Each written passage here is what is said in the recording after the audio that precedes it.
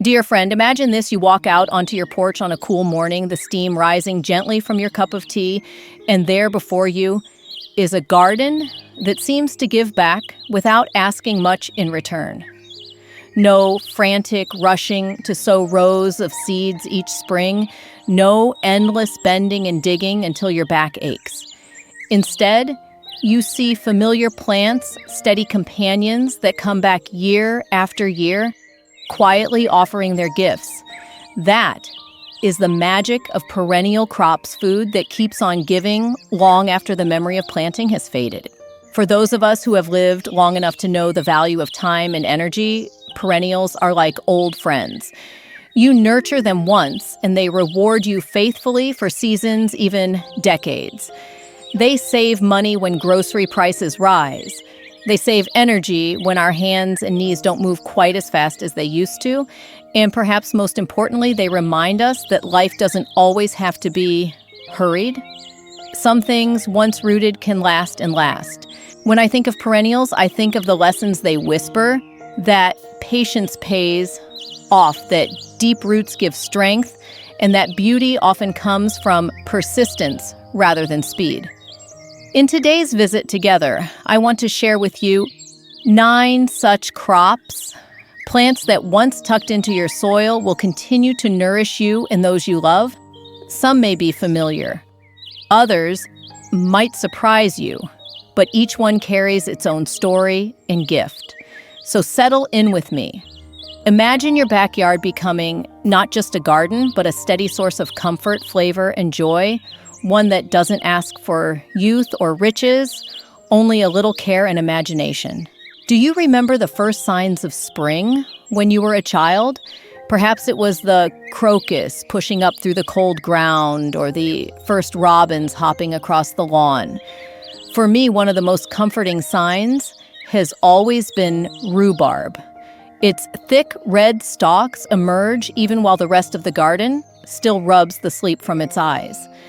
There's something reassuring about a plant that insists on showing up early year after year, no matter how harsh the winter has been. Rhubarb is often called the grandparent's crop, and for good reason. Once planted, it can live for decades, stretching its roots deep and becoming part of the family landscape. My neighbor, Mrs. Jacobs, planted a rhubarb crown when her youngest child was born. She tells me that same patch fed her children pies, jams, and sauces until they left for college, and it's still feeding her grandchildren today. Few plants carry that kind of legacy. The beauty of rhubarb is how little it demands. Plant it once in fertile, well-drained soil, give each crown some breathing space, and it will reward you for years. Unlike many vegetables that need to be replanted every season, rhubarb simply asks for a bit of water during dry spells and a mulch blanket in the fall. For older gardeners, that means less bending, less digging, and more time to simply enjoy the fruits of your labor. Of course, there are a few things to remember. The stalks are the treasure, but the leaves contain oxalic acid and should never be eaten. Yet, that little caution only adds to its character. In a way, rhubarb reminds us that life, too, comes with balanced sweetness and sourness gifts and warnings. And the flavor of those stalks when baked into a pie or stewed into a sauce. Tart, yes, but deeply comforting.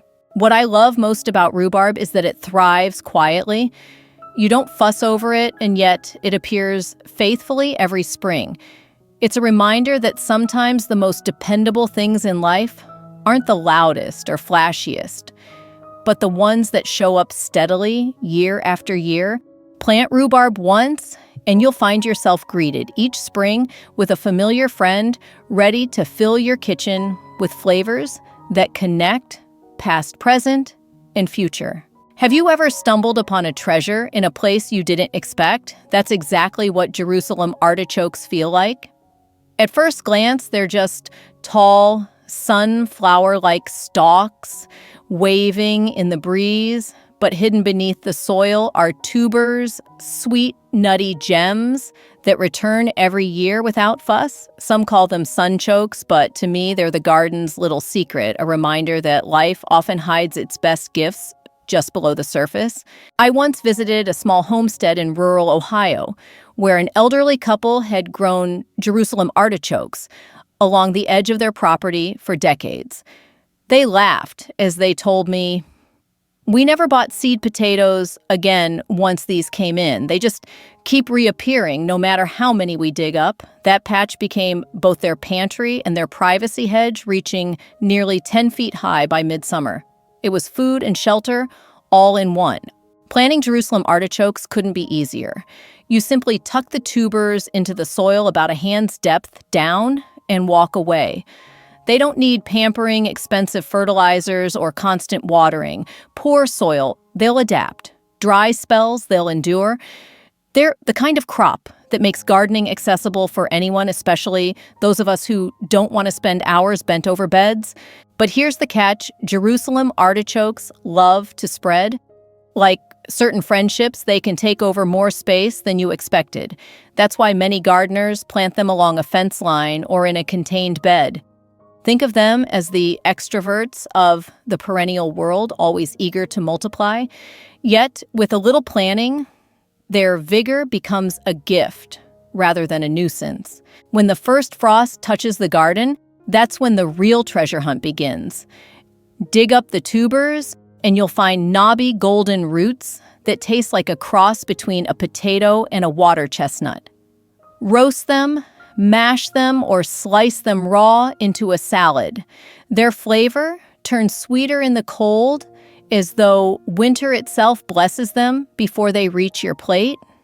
And here's the best part: any tuber you leave behind will sprout again next year, ensuring the cycle continues without effort. Jerusalem artichokes teach us about abundance and resilience. They remind us that even when conditions seem poor, life has a way of thriving. Plant them once, and they'll provide you with food and beauty, season after season. A secret treasure waiting right beneath your feet. Do you remember the first time you snipped fresh herbs into a dish? The fragrance, the flavor, the way something simple suddenly felt alive on the plate? That's the gift of chives, a delicate onion flavor packed into slender green stalks that return faithfully each year. They don't shout for attention. Instead, they quietly add grace to both your garden and your kitchen, much like a good neighbor who's always nearby when you need them. Chives are often one of the first herbs new gardeners try, and for good reason. They're nearly foolproof. Plant them in a sunny spot or even in a small container by your kitchen door, and they'll reward you season after season. I once knew a woman in her 70s who grew chives in an old teapot on her balcony. Each morning, she'd step outside, scissors in hand, and trim just enough for her omelet. She told me that simple ritual gave her a sense of independence and joy, proof that gardening doesn't need acres of land or youthful strength. Beyond the kitchen, chives are a gift to the garden itself. Their cheerful purple blossoms attract bees and pollinators, helping other plants thrive. It's as if chives understand community. They give not only to us, but also to the larger ecosystem. That generosity, quiet and consistent, feels like a lesson in how we too can enrich the lives around us without needing grand gestures. Caring for chives is as easy as remembering to water them now and then. Trim the stalks regularly, and they'll keep sending up fresh growth. Harvesting is simple. Snip them about 2 inches above the soil, and within days, new shoots emerge. You can use them fresh, dry them for the pantry, or even freeze them for a taste of summer in the middle of winter. What I find most touching about chives is their adaptability. Whether tucked into a grand garden bed or perched in a humble windowsill pot, they thrive. They remind us that beauty and usefulness don't depend on size or circumstance. Sometimes the smallest, simplest plants bring the greatest satisfaction. So, if you've ever wished for a plant that asks little but gives much, let chives be your companion. They'll season your meals, invite pollinators to your garden, and remind you each day that life's quiet helpers often bring the brightest joy. Some plants whisper gently, while others make their presence known the moment you taste them. Horseradish belongs to the second group, bold, fiery, unforgettable. Its roots deliver a heat that clears your sinuses and wakes your senses. Yet behind that punch lies a plant that's as steady and enduring as an old oak tree. Plant horseradish once, and it will return year after year, often stronger than before, no matter what challenges the seasons bring. I remember visiting a friend's backyard in Missouri. She had a small, neglected corner of her garden where nothing seemed to grow: dry soil, rocky patches, a place most gardeners would give up on. One spring, she tucked a few horseradish root cuttings into that soil. To her surprise, they not only survived but flourished, sending up lush green leaves and thickening roots underground. Decades later, that patch still feeds her family, a testament to the plant's incredible resilience. Planting horseradish is refreshingly simple. Root cuttings, set just a few inches deep in loose, well-drained soil, quickly take hold. Full sun helps them thrive, but they'll endure less than perfect conditions too. Once established, horseradish asks very little: an occasional drink of water in dry spells, and perhaps a reminder to stay in its lane. Because if left unchecked, it can spread aggressively, eager to claim more ground than you intended. That spreading habit might seem troublesome, but there's a silver lining. Each fragment of root left in the soil is a promise of next year's harvest. It's as though the plant insists, "I'll be back whether you invite me or not." For gardeners with limited energy, this persistence is a blessing. You can forget about replanting. Horseradish simply carries on. Come autumn, when you dig beneath the soil, you'll uncover roots thick with flavor. Grated fresh, they lend fiery intensity to sauces, pickles, and roasts. Preserved, they can add spark to your pantry all year. There's a special pride in serving something bold from your own garden, a reminder that strength can be cultivated and shared. Horseradish teaches us about endurance and spirit. Even in tough places, it thrives. Even when ignored, it returns. Perhaps that's why older gardeners hold it dear. It reflects our own resilience, the ability to weather storms and keep coming back. Plant horseradish once, and it will remind you each year that sometimes the strongest flavors and the strongest lessons come from survivors. Patience has never been easy in gardening. We like quick results: a handful of radishes after just a few weeks, or lettuce that springs up in no time. But asparagus asks for something different: trust. You plant it, you tend it, and for the first year or two, you resist the urge to harvest. Then, when the time is right, this plant rewards you with decades, yes, decades of tender, delicious spears each spring. Few crops teach us the value of waiting quite like asparagus.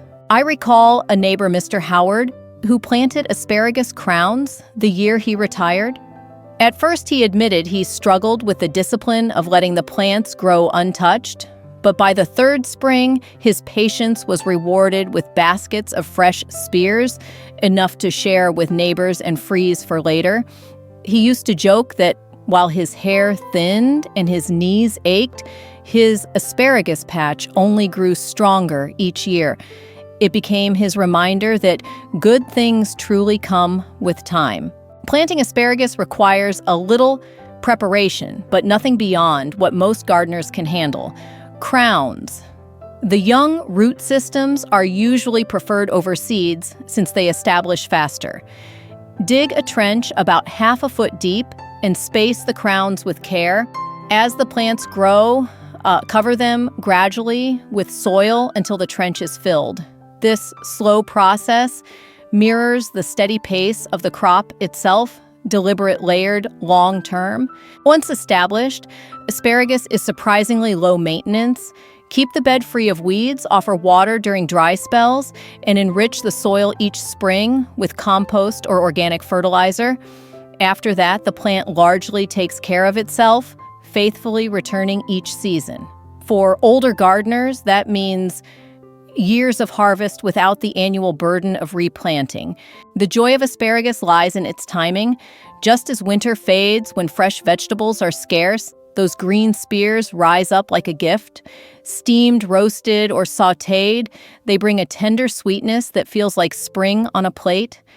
And with each harvest, you're reminded that waiting has its rewards. Asparagus isn't just food, it's a lesson in perseverance. It teaches us that some of the best things in life, whether in gardens or in our own journeys, require time to root patience, to mature, and care to endure. Plant it once, and you'll carry its gifts for decades, a quiet testament to the beauty of waiting well. Have you ever taken a bite of something so fresh and tangy it startled you with its brightness? That's sorrel. This humble perennial green isn't nearly as famous as spinach or lettuce, yet those who grow it quickly realize it's a treasure. Its leaves carry a lemony sharpness that wakes up soup salads and sauces like a squeeze of sunshine hidden in the garden. I first discovered sorrel in a community garden where an older gentleman, Mr. Lee, tended a quiet corner plot. While most of us were fussing over tomatoes and peppers, he was steadily harvesting sorrel. He'd share handfuls with neighbors, insisting we try it in soups. One spring afternoon, he ladled me a bowl of sorrel soup, simple broth potatoes, and a few chopped leaves. It was tangy, refreshing, and utterly unlike anything I had tasted. That single spoonful opened my eyes to this overlooked perennial. Planting sorrel couldn't be simpler. It thrives in full sun, but tolerates partial shade, making it versatile for smaller or shaded gardens. Tuck it into well-drained soil enriched with compost, and it will quietly provide for years. For gardeners with limited strength, sorrel is a blessing. Little digging, little fuss, just consistent green abundance. Caring for sorrel is easy. A bit of water during hot, dry weeks keeps it happy, and trimming it back if it starts to flower extends the harvest. It rarely suffers from pests or disease, as if it were built to endure. And when you harvest, all you need to do is snip the outer leaves, leaving the center to keep producing.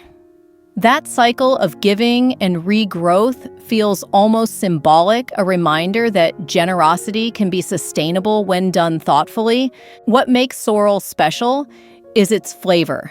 Use it raw in salads to bring zest, or cook it gently into sauces where its lemony brightness mellows into something comforting.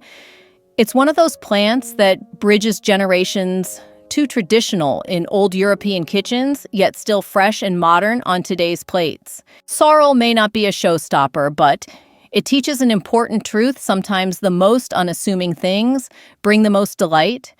In a world that often chases after the flashy, and the new sorrel reminds us of the joy in quiet, steady gifts.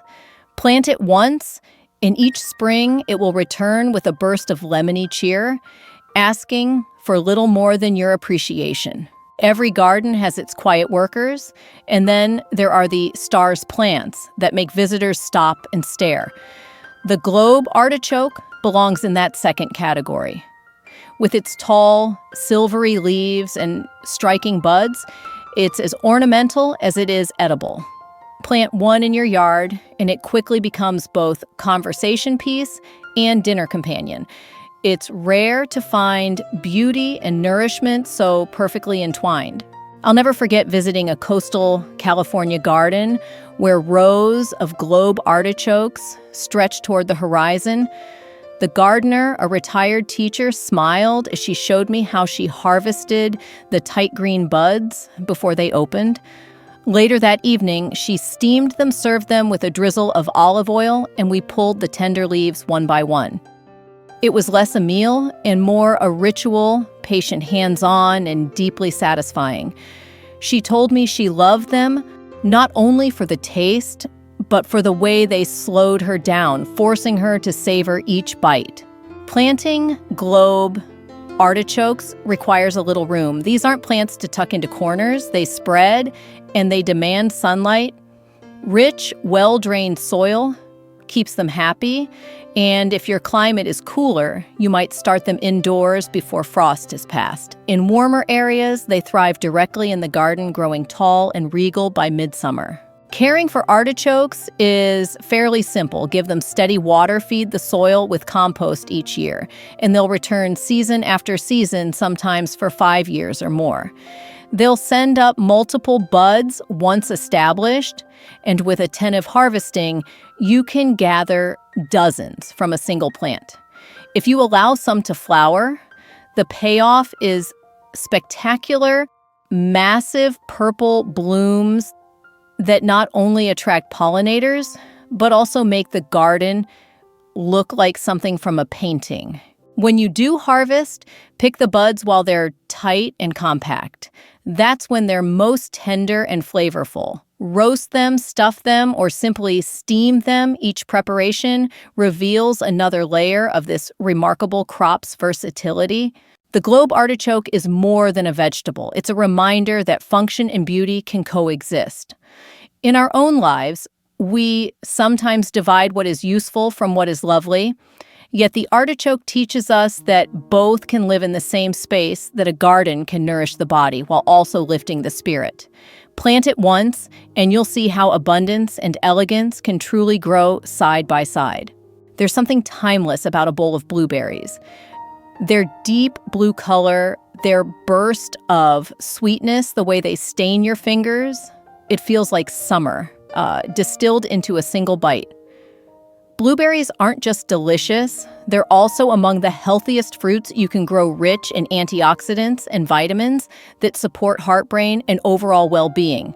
And best of all, once you plant them, they can provide for decades, rewarding patients with abundance. I once knew a couple in Maine who planted 3 blueberry bushes when they moved into their home in the 1970s. By the time I visited them 40 years later, those bushes had become sprawling shrubs, producing enough berries for pies, jams, and freezer bags that lasted all winter.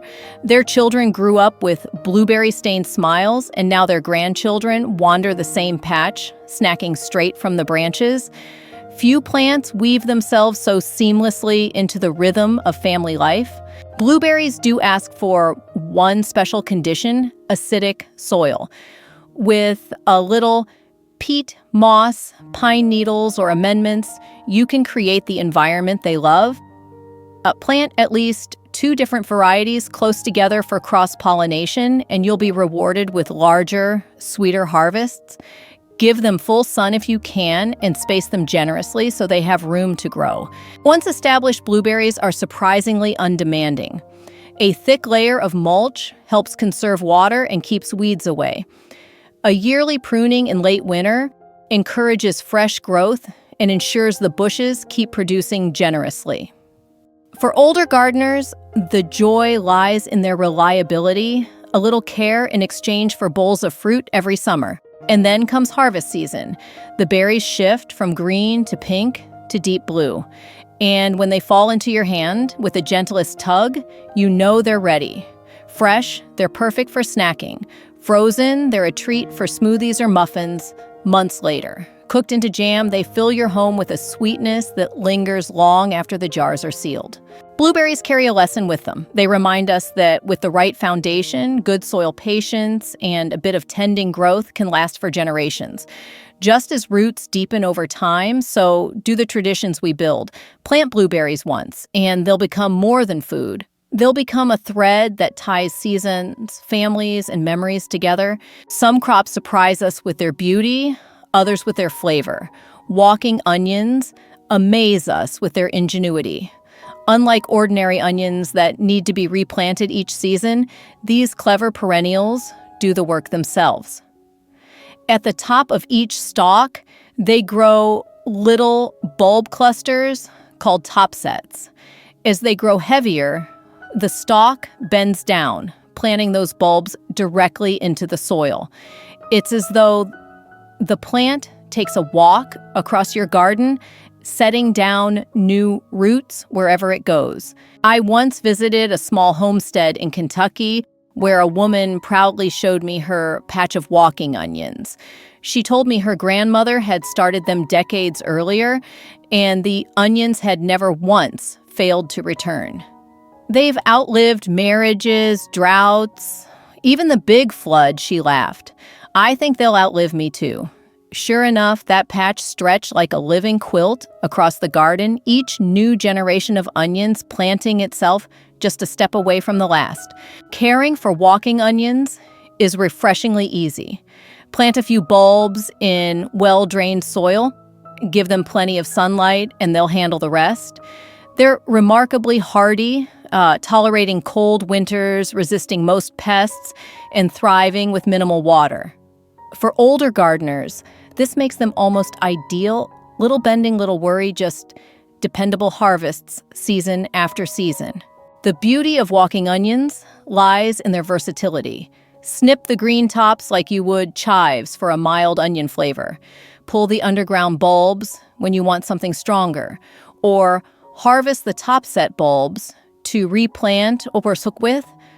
Every part of the plant is edible, and every part finds a way to renew itself. That efficiency feels like a quiet miracle. Watching walking onions reseed themselves is oddly comforting.